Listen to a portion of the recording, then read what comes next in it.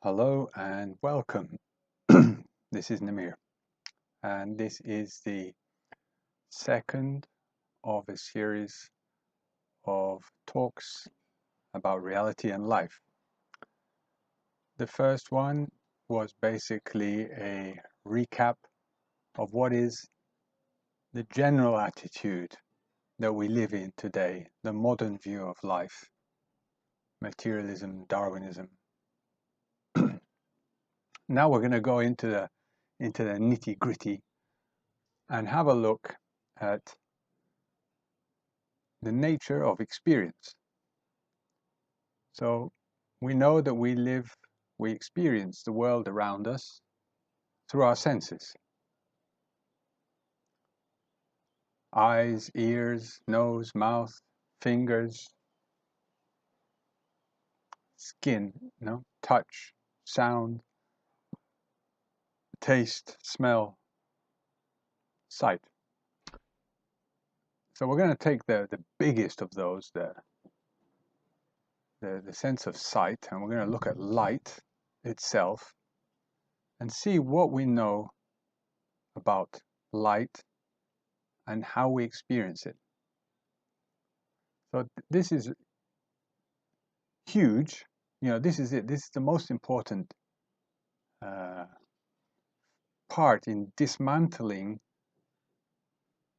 the idea that appearances are what is real and which keeps us trapped in a world of separation and fear-based survival of the body-mind. As yoga wants us to realize that we are ever free, ever safe, untouched by the turnings of the world, that's the basic classic yogic view, then it's worthwhile going in that direction as yogis. So this is mental yoga. Now, we open our eyes and we see light. Let's take a flower. Any flower. There we go. Right? Can you describe the color of the flower? It's yellow. Okay. Now, what's happening? Well, where is the light originating from that goes into our eyes? The sun. The sun is giving off lots of light. Some of it is absorbed by the flower, and what is not absorbed is bounced off, is reflected. A small bit of that light goes into our eyes, and it is received by the cells in the retina. And then a message is conducted to our brain through the optic nerve. Now, here we need to be very careful in our thinking. Okay? The sun, light from the sun is electromagnetic radiation. It goes from microwaves to huge, long, radio waves and things, which we can't see. The reason why we can't see them is because the cells in our eyes are not equipped to receive them, to be stimulated by them. So in the design of the human being, it is not necessary that we see infrared light, ultraviolet, gamma rays, X-rays. Most of what is emitted by the sun we don't see. So what does come is a piece of electromagnetic radiation which bounces, is not received by the flower. Now, electromagnetic radiation is described in terms of numbers, of a frequency, of something which is in itself still rather mysterious, electromagnetism. So a certain frequency, like a wave, which has size and speed, amplitude and frequency, enters through the space in our eyes, and its energy impacts on the various cells in our retina. Now, that is electromagnetism. That energy is received by the cell and converted into electrochemical code, which runs along the optic nerve, much like a signal runs along the television to bringing signals to the television. It runs its electrochemical code, an impulse, a signal, which goes to our brain. Now, there's no yellow color light running inside our brain.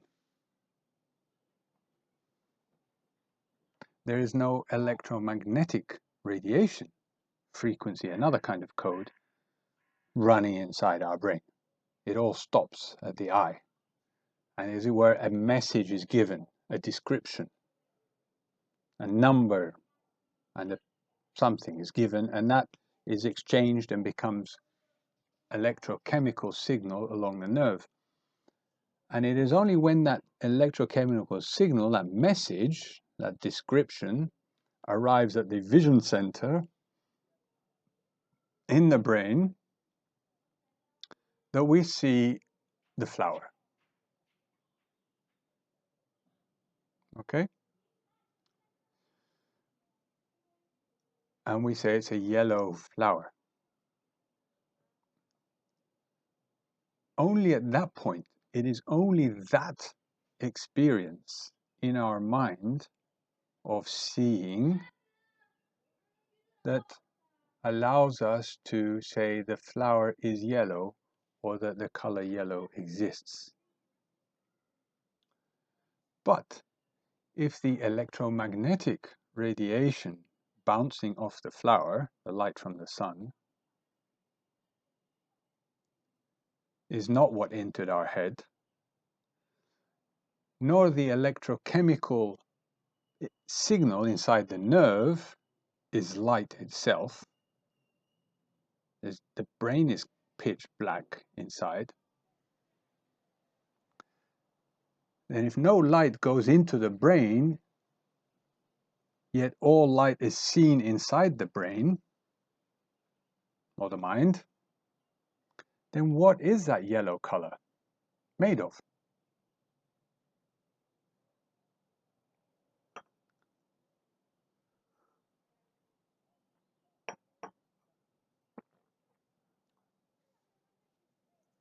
This is it.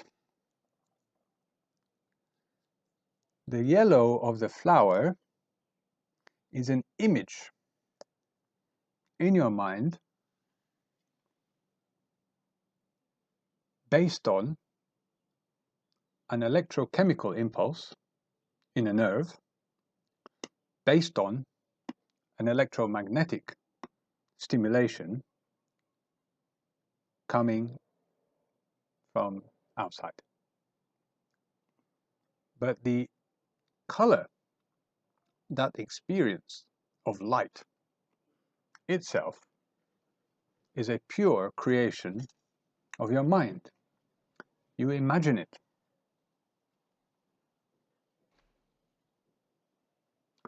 And if we were to be able to code the signal that creates yellow color in the nerve and input to that signal, you would see the same light. You would create the same yellow color as we do when we're dreaming. For example, there's no light. Boom. So this right here is enormously important. So let's step through again. The light comes off the flower. It impacts the cells. It stimulates the cells. The cells create a signal inside a nerve, which is like a copper wire coming towards your television. And at a certain point, the image is imagined in your mind. You imagine the flower. You image.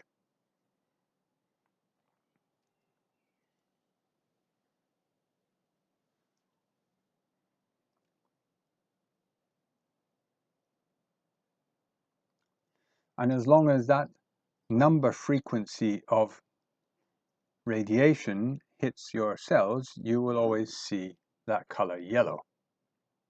You are forced to imagine it that way. If you look at a red rose, you will see red because the frequency coming off the flower is different because it absorbed different aspects of the sun's radiation.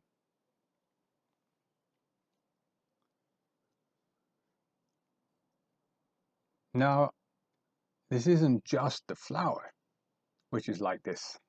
The source of all what we call light on Earth is the sun. And if you look at the sun, you get some sunglasses and look at the sun,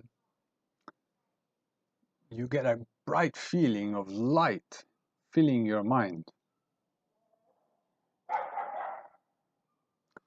And yet, if someone was to open a hole in your head, no light escapes. There is no light in your mind, but your mind is full of that light color.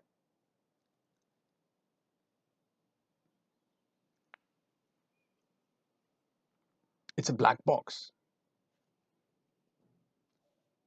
You know, it's a black box, yet in that black box is all of the experience of light in the world, in your mind.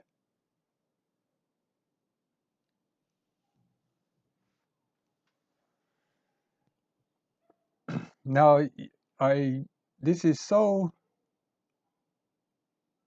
different to how we habitually imagine the world that you've got to really work on it to get there. It's like Copernicus. The world is round. You know, terrified that he'd be laughed at, he kept quiet. But that's it. That's truth. Or modern physics, the world is empty.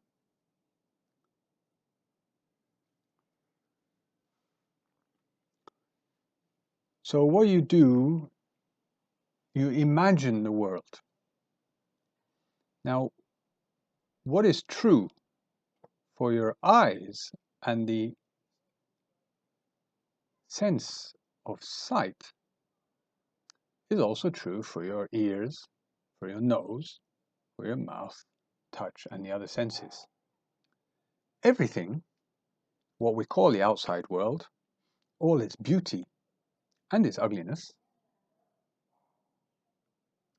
is a code traveling up nerves, copper wires, going into the eye bone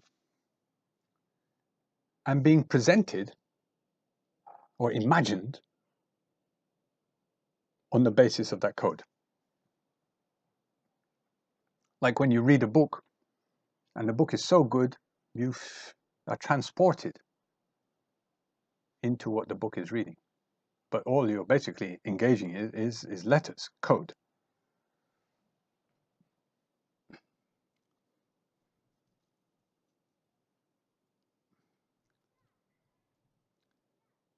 Now, in order to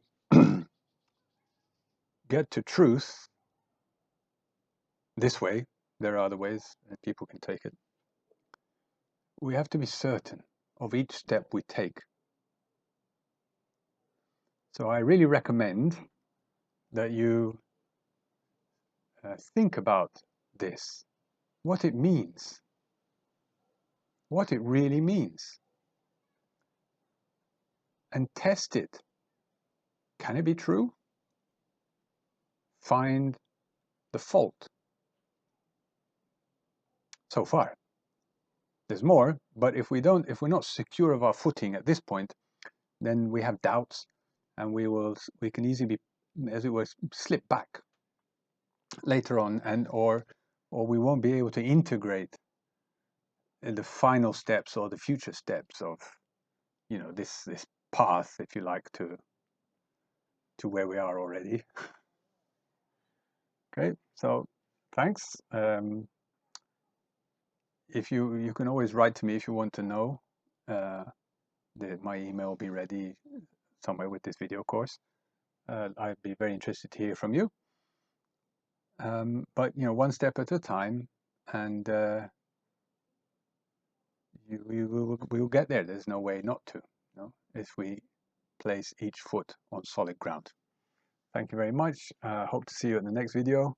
It's been my pleasure. Thank you.